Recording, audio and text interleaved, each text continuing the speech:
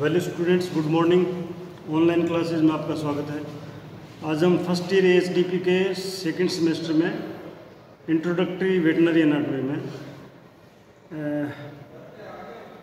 रक्त परिसंचरण या परिवहन तंत्र यानी ब्लड सर्कुलेटरी सिस्टम के बारे में अध्ययन करेंगे। कल हमने ब्लड सर्कुलेटरी सिस्टम में ब्लड सर्कुलेशन के बारे में अध्ययन किया था कि ब्लड कैसे सर्कुलेट करता है बॉडी में। आज हम ब्लड वेसल्स यानी रक्त वाहिनियों के बारे में अध्ययन करेंगे। रक्त वाहिनियाँ जो हार्ट से ब्लड को बॉडी में पूरे बॉडी में ले जाती है और वापस जो है लंग्स में लाती है। रक्त नलिकाएं जो है ये जैसे वृक्ष की शाखाएं होती है उस तरह से शरीर में फैली हुई होती है, जिसमें जैसे जो धमनी यानी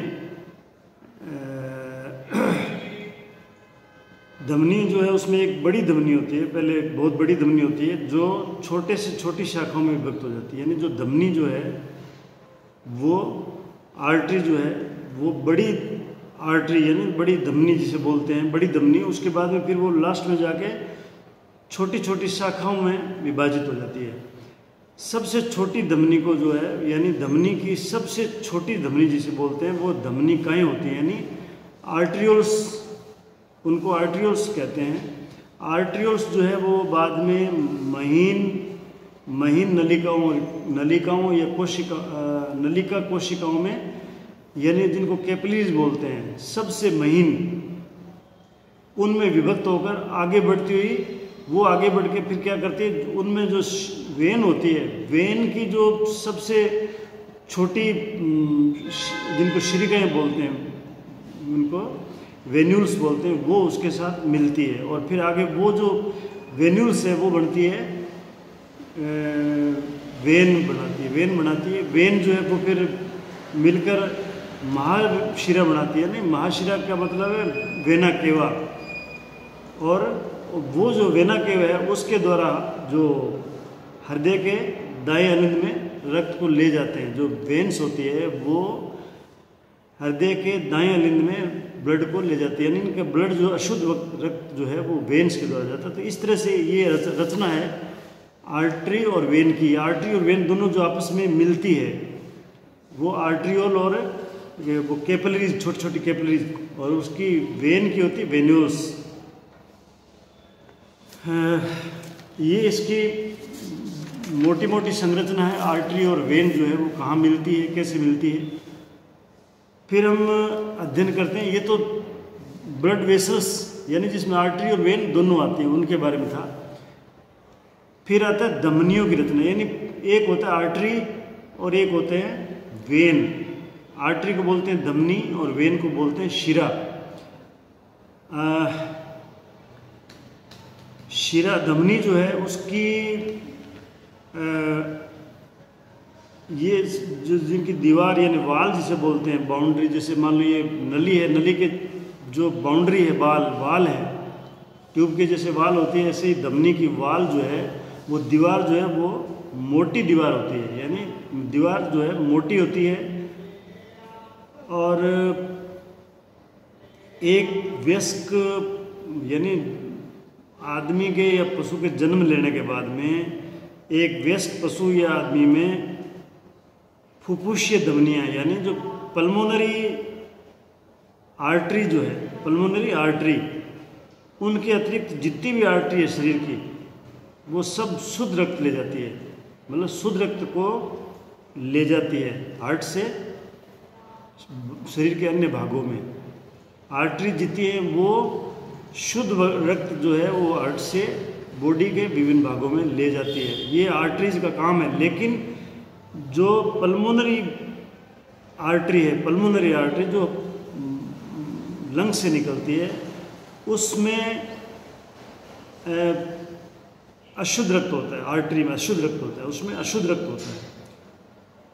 अच्छा, फुफ्फुसीय धमनी जो है यानी जो पल्मोनरी आर्टरी है वो दाएं नीले से यानी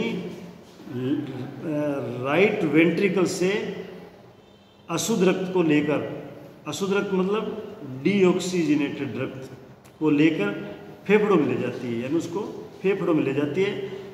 सभी धमनियों की भित्तियाँ उत्तक की जो है ना, यानी जो जितनी भी धमनियाँ होती है उनकी जो भित्तियाँ यानी वाल जो है उसकी 3 सतह होती है, 3 स्तर होती है उसकी। वाल जो है अगर आप उसको ट्रांसवर्स सेक्शन में काटोगे ब्लड आर्टरीज को, तो उसकी 3 सतह होती है। एक तो बाहरी सतह, जैसे आप ये इसका डायग्राम देखोगे ना पेज नंबर 295 पर, इसका ट्रांसवर्स सेक्शन की बताकर उसमें ये भी बता रखा है कि आर्टरी जो सबसे छोटी यूनिट में विभक्त होती है उसको आर्ट्रियोल बोलते हैं, और वेन जो है वो वेन्यूल बोलते हैं, और दोनों जो आपस में मिलते हैं आर्टरी और वेन तो उसको कैपिलरीज बोलते हैं। वो कैपिलरीज ये भी इसमें डायग्राम में बता रखा है। और फिर उसके अंदर आर्टरी का सेक्शन यानी ट्रांसवर्स सेक्शन उसको यूँ काटना चौड़ाई में, तो वो जो ट्रांस सेक्शन है उसमें बता रखा है कि उसमें 3 सतह होती है। 3 सतह कौन सी है? एक तो बाहरी सतह, उसको बोलते हैं ट्यूनिका एडवेंटेशिया, यानी ये बाह्य एक्सटर्नल लेयर है ये ट्यूनिका एडवेंटेशिया। ये धमनी की सबसे बाहरी आवरण बनाती है जो धमनी की रक्षा भी करता है, यानी ये सबसे बाहर की दीवार है, दीवार की सतह है जो धमनी की रक्षा करता है। इस स्तर का निर्माण मुख्यतः किससे होता है?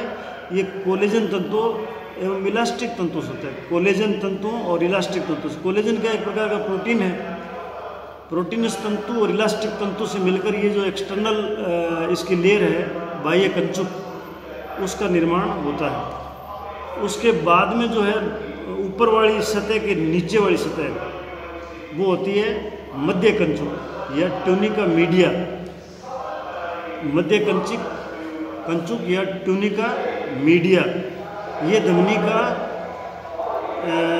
बीच की स्तर होती है, बीच का स्तर होता है जो बड़ी धमनियों में सबसे मोटी परत होती है, यानी बड़ी धमनियों में तो ये सबसे मोटी परत है, बीच वाली परत। इसका निर्माण जो है मुख्यतः कोलेजन तंतु, वही कोलेजन जो प्रोटीन होता है, प्रोटीन एक प्रकार का है कोलेजन तंतुओं और कनेक्टिव टिश्यू और चिकनी पेशी कोशिकाओं एवं इलास्टिक तंतुओं से, यानी 4 प्रकार के तंतुओं से मिलकर ये बनता है। फिर तीसरी जो है अंदर वाली सतह वो है अंतःकंचुक या ट्यूनिका इंटीमा। ये स्तर धमनी में सबसे भीतर की ओर रहती है, यानी सबसे अंदर की साइड की जो स्तर परत है वो है ट्यूनिका इंटीमा।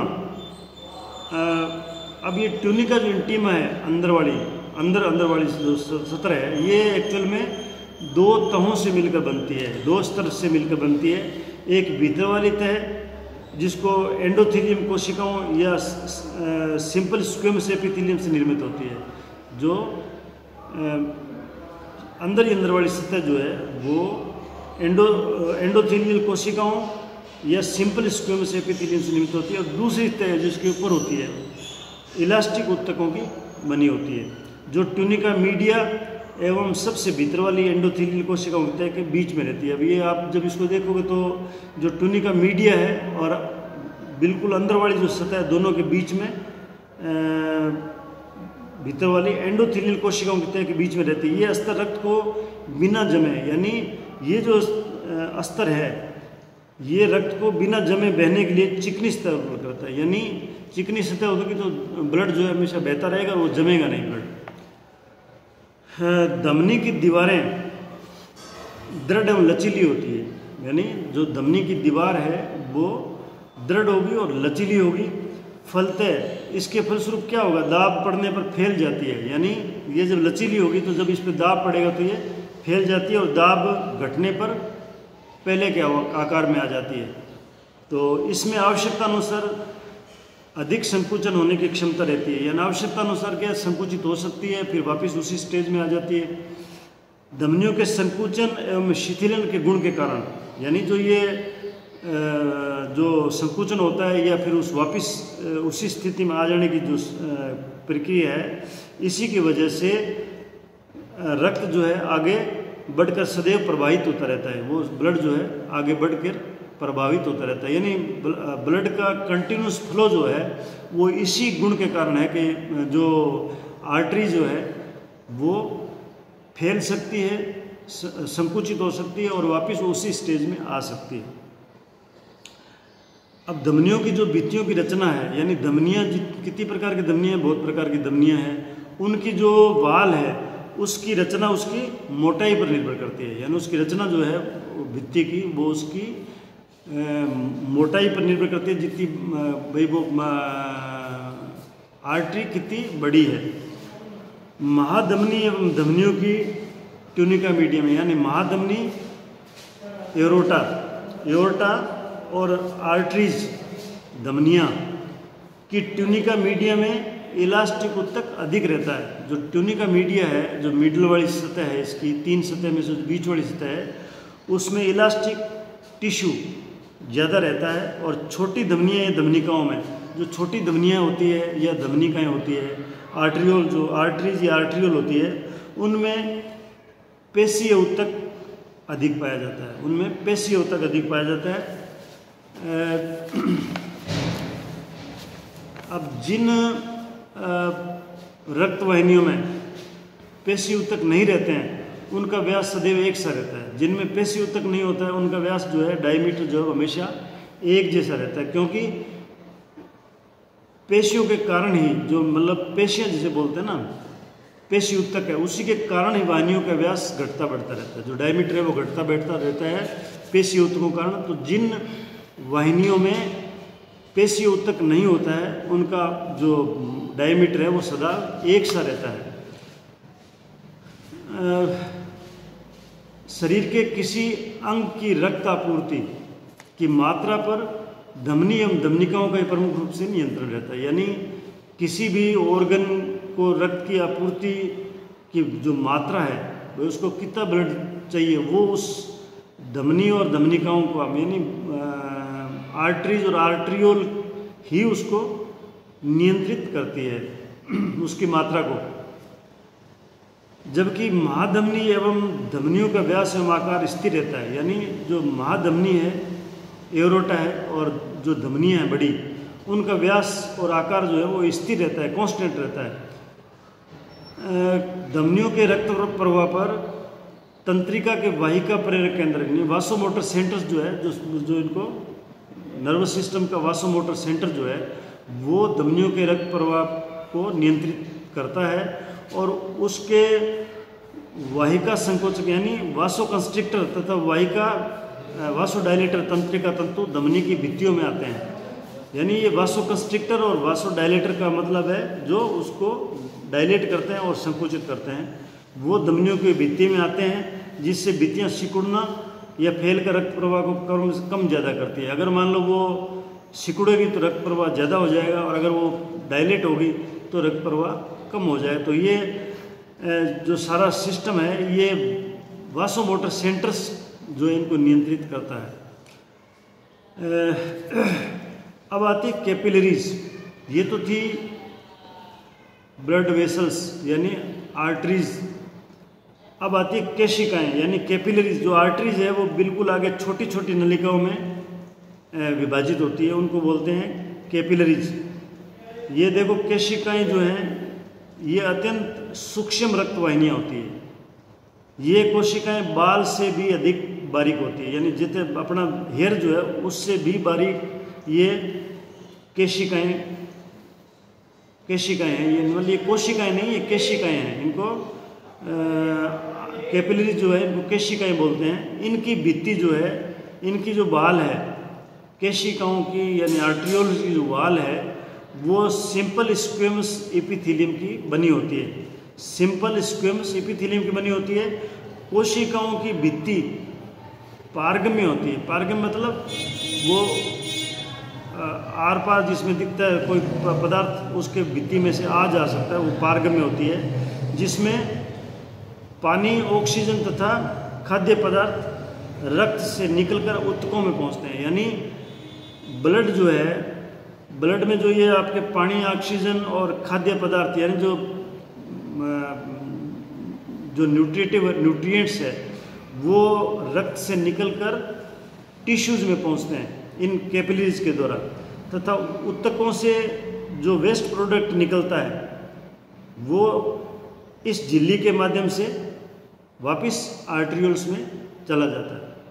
अगर कुछ द्रव ऊतकों में फिर भी रह जावे, अगर मान लो इसके बाद भी कुछ द्रव जो है वो ऊतकों में रह जाता है, तो लसिका वाहिनियों के द्वारा, लसिका लिम्फेटिक वेसल्स के द्वारा उसको हटा दिया जाता है।